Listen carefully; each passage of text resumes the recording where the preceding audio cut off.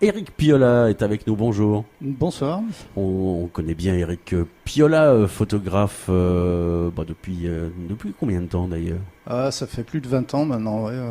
J'ai Alors, pas compté exactement. J'ai démarré en 94 en fait. Alors, tu n'es pas un professionnel de la photo, Pas du tout, non. tu as un métier à côté de ça, mais tu fais quand même des photos presque de professionnels, pour le coup, parce qu'elles sont très travaillées. Des photos de scène exclusivement, des photos de concert? Alors, pas seulement, mais c'est vrai que c'est la majeure partie de mon activité photographique maintenant depuis 15 ans. Il y a d'autres sujets qui m'intéressent bien sûr, mais c'est vrai que celui-là me satisfait sur plusieurs points de vue. C'est-à-dire, c'est déjà le point de vue de l'image, celui de la musique bien sûr, qui est aussi une autre passion. Et donc, voilà, ça fait que ça me focalise pas mal sur ce sujet-là, quoi. On t'a vu pendant de nombreuses années, dans le Crash Barrière du Théâtre Antique pour Jazz à Vienne. Alors exceptionnellement pas cette année, Oui. mais il y a une sorte de punition pour les photographes, mais pas que pour toi, rassure-toi, parce qu'on entend quelques bruits. Et il y a beaucoup de photographes qui n'ont pas pu être accrédités cette année. Les raisons, on ne les connaît pas vraiment, mais en tout cas, il y a eu vraiment une restriction au niveau de la photo, ce qui ne t'empêche pas d'exposer donc depuis le 21 juin, jour de la fête de la musique, à la fin du mois de juillet, jusqu'au 31 juillet au Simon's Café. On en parlait avec Jean-Paul, avec une exposition baptisée des reines et des scènes. Donc c'est une exposition consacrée aux femmes. Oui, absolument. Alors, cette exposition, elle est née d'une conversation qui suivait ma lecture du bouquin de Vive Albertine, qui a été le prix Climax de cette année. Ce que j'avais noté dans ce bouquin, c'est qu'il y avait quand même l'expression d'un engagement féminin qui, à la fin des années 70, était effectivement déjà d'actualité, mais qui n'était pas si évident que ça. Et effectivement, l'idée a germé derrière de pouvoir peut-être mettre en évidence cet engagement des femmes sur scène. Voilà, c'est-à-dire, j'ai pas cherché à forcément mettre quelque chose de très esthétique dans les images ou de très porteur, j'allais dire, au niveau par exemple des personnes photographiées. Mais j'ai voulu que ça soit plutôt synonyme justement d'attitude, d'engagement, et j'espère que du coup ceux qui voient les photos ressentent un petit peu cette chose-là, quoi. Gordon. Une exposition à thème, donc. Et est-ce que c'est pas justement un peu restrictif de s'imposer comme ça des barrières, des frontières? Ou est-ce que éventuellement ça peut présenter un aspect un peu jouissif? Alors, restrictif, non, parce que du coup, je pense que cette expo m'a ouvert l'esprit. Elle m'a mis en évidence qu'effectivement, j'avais des photos de femmes et que c'était, à mon avis, intéressant de les faire valoir en tant que telles. C'est sûr que, bon, on peut l'imaginer restrictif, pourquoi pas, mais je le sens pas du tout comme ça. Moi, je vois bien des choses qui peuvent découler de cette thématique-là. Des projets à l'avenir, pourquoi pas, enfin voilà, donc des choses qui au contraire pour moi sont ouvertes. Combien de photos exposées là au Simon's Café? Alors il y en a 28, et puis pour préciser en fait les lieux d'exposition, c'est que le Simon's Café c'est le point d'accroche principal, mais il y a donc des commerces qui sont autour, donc rue des Clercs, rue de la Table Ronde et rue Teste du Baillet.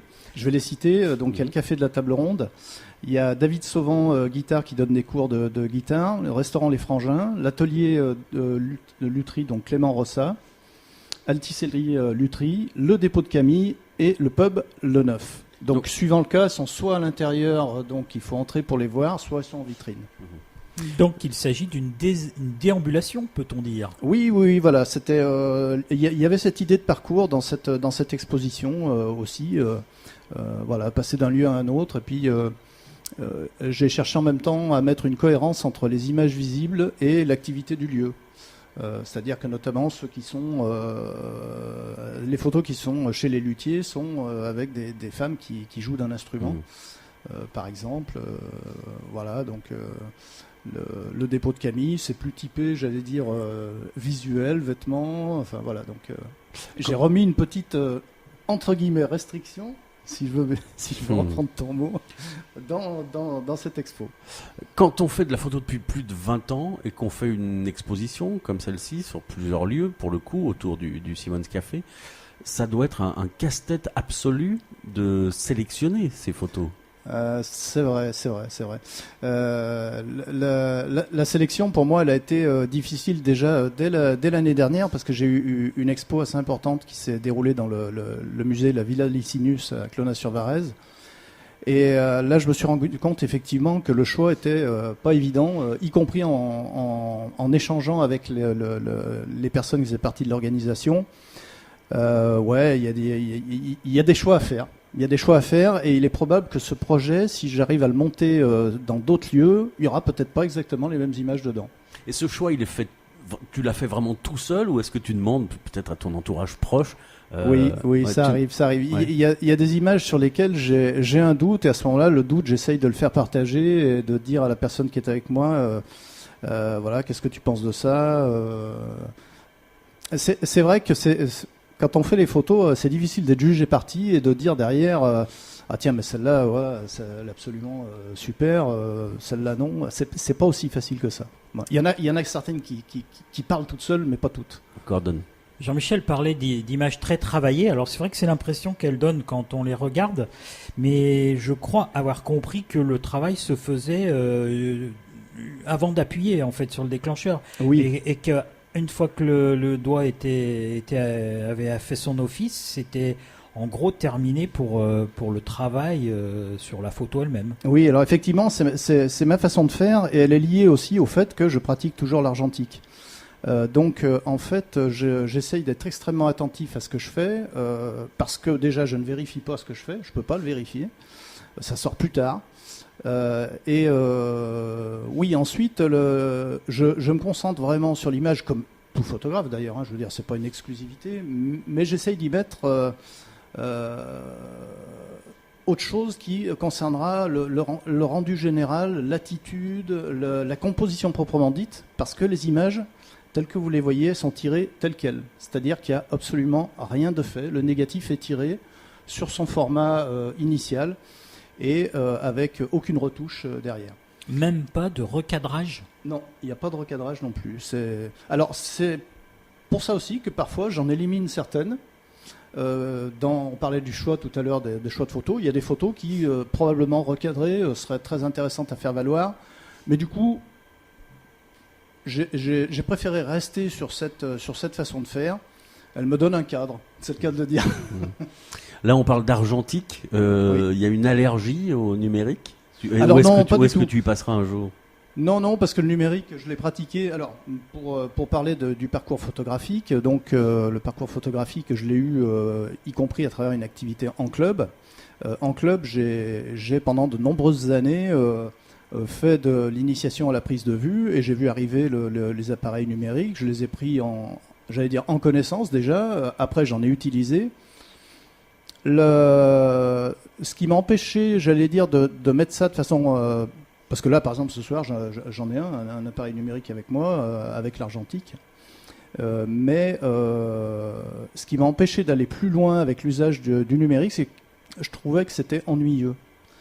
Je récupérais pas les sensations que je faisais lors de mes prises de vue en argentique.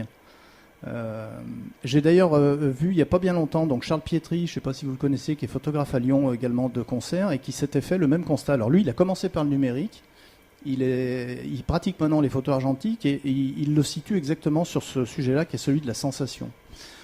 Moi, la sensation, j'en ai deux. J'en ai une au moment de la prise de vue parce que je me dis peut-être il s'est passé un truc là. Et puis j'en ai une deuxième plusieurs jours, semaines, voire mois plus tard, lorsque l'image est réellement agrandie. Et là, je reprends un petit coup de boost qui est fort sympathique. Alors un petit mot aussi, parce que tu fais aussi des photos avec des Polaroids. Ah bah oui, oui. Donc ça existe encore? Oui, absolument. Alors Polaroid, l'histoire a été compliquée ces dernières années. En fait, je vais essayer d'être court sur ce sujet, parce que c'est un qui m'intéresse particulièrement, bien sûr. Mais... Merci. Polaroid, en fait, l'activité s'est arrêtée il y a une grosse dizaine d'années en arrière, et il y a eu des irréductibles gaulois en Hollande qui ont décidé de ne pas lâcher l'outil de production qu'ils avaient à ce moment-là, et de tenter une refabrication des cartouches, des recharges, donc pour les Polaroid qui étaient encore en circulation. Polaroid à l'époque avait laissé l'usine, mais avait dit on ne vous donne ni les procédés, ni les produits, débrouillez-vous. Ces gens-là ont essayé quand même malgré tout de refaire quelque chose. Pour la petite histoire, ils se sont appelés Impossible parce que je vous raconterai probablement plus largement d'où vient ça, mais en tout cas, au moins, il y avait l'idée qu'ils étaient quand même face à un sacré challenge. Et donc, ils ont fait des fabrications. Moi, j'ai épuisé mes stocks d'anciens Polaroid. J'ai acheté les nouveaux avec parfois un peu de dépit parce que les résultats étaient quand même assez irréguliers, c'est le moins qu'on puisse dire. Et puis, ils ont fini par trouver une technique assez stable, j'allais dire 3 ou 4 ans en arrière. Et depuis, ils font un produit qui est très abouti en termes de cartouches. Et on a en plus le choix maintenant de faire du noir et blanc ou de la couleur en achetant des cartouches. Donc Impossible parce que la petite histoire, la boucle se boucle en fait avec le fait que Impossible vient de racheter le nom Polaroid pour réexercer sous le nom de Polaroid pour son activité commerciale. Et il refabrique des appareils à partir de cette année. Oui, parce qu'à la grande époque du Polaroid, c'est-à-dire dans les années 80, c'était que de la couleur. C'était que de la couleur, absolument. Et donc là maintenant on a le choix du noir et blanc et de la couleur. Alors moi j'adore ça parce qu'en plus il y a un côté très convivial, notamment dans les concerts. Si on a la chance de rencontrer les artistes, on peut échanger avec eux par un Polaroid. Absolument. Donc, c'est très sympa. Allez, 2 dernières questions avant de terminer cette émission pour aujourd'hui. Est-ce qu'on peut envisager justement une exposition basée sur le Polaroid? J'en ai déjà fait une. D'accord. Effectivement, donc c'est tout à fait jouable. Avec un thème?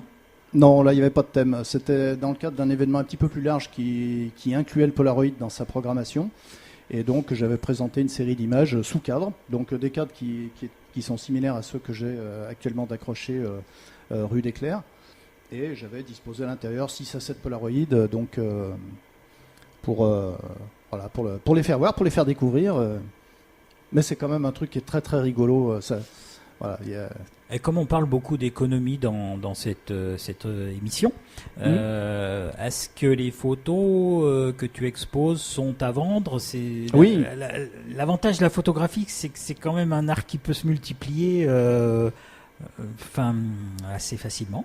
Oui, alors c'est d'autant plus vrai, j'allais dire peut-être avec le numérique, où on peut reproduire dans des quantités extrêmement importantes une image avec toujours le même résultat. C'est pas exactement aussi vrai avec des images argentiques. Et j'allais dire, moi je me situerais dans une démarche d'auteur, et la démarche d'un auteur, c'est de toute façon de se limiter à la vente de 10 photographies à la base. C'est-à-dire qu'il n'y en a pas d'autres. Il y en a 10 de fait. Et après, basta. C'est une règle, c'est un principe? C'est un principe. Alors je ne sais pas d'où il vient, mais en tout cas, je sais qu'en tout cas, ça permet d'avoir une série numérotée, de dire, voilà, vous avez la numéro 1, la numéro 2, la 3, etc. Et ça s'arrête à 10.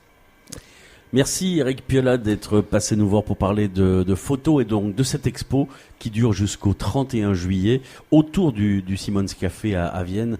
Rue des Clercs, dans d'autres petits lieux. Et je crois qu'on t'y retrouve prochainement pour les gens qui veulent échanger. Oui, absolument. Donc dimanche, le 14 juillet. Samedi, pardon. J'ai la tête un peu. Oui, donc samedi, je serai présent sur place de 15h à 18h, effectivement, pour discuter avec les gens qui souhaiteront parler de photographie, pourquoi pas de Polaroid aussi. Enfin voilà, tous les sujets sont ouverts avec grand plaisir. Et donc je vous remercie beaucoup de cette invitation qui me fait bien plaisir. Et j'espère que du coup derrière on va passer de très très bonnes soirées avec vous. Je pense. On va se quitter pour aujourd'hui avec Magma. C'est que Magma.